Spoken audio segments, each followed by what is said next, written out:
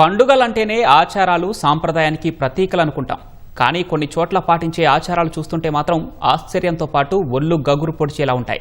కర్ణాటక రాష్ట్రంలోని యాదగిరి జిల్లా కందుకూరు గ్రామంలో కూడా అలాంటి వింత ఆచారమే కొనసాగుతోంది. నాగుల పంచమి అంటే ఎవరైనా సాధారణంగా పాముల్ని కొలుస్తారు. కానీ ఇక్కడ మాత్రం తేలు పండుగ జరుపుతుంటారు. గ్రామ సమీపంలోని కొండమ్మవ్వ గుట్టపై ఉన్న కొండేశ్వరి దేవిని కొలిచి అక్కడ తేళ్ల విగ్రహాలను పూజిస్తారు. నాగుల పంచమి రోజు తేళ్లను పట్టుకుని శరీరంపై ఎక్కడ పెట్టుకున్నా అవి కాటేయవు. కాటేసినా మనిషికి విషం ఎక్కదట.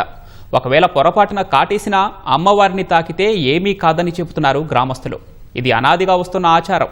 ఇలా ప్రతి సంవత్సరం నాగుల పంచమి నాడు చుట్టుపక్కల గ్రామాల ప్రజలు అంతా కలిసి సంబురంగా పండుగ చేసుకుంటామని చెబుతున్నారు.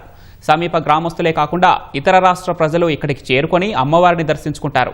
భక్తుల సంఖ్య ఏటా పెరుగుతూ ఉండటంతో అధికారులు భారీ బందోబస్తును ఏర్పాటు చేస్తున్నారు.